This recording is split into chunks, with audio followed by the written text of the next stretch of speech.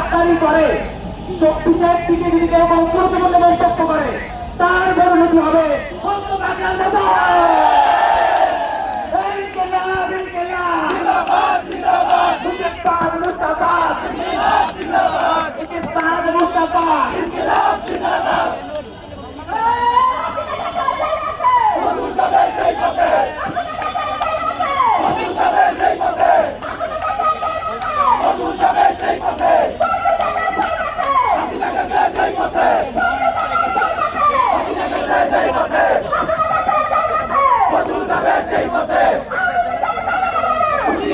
সাবধান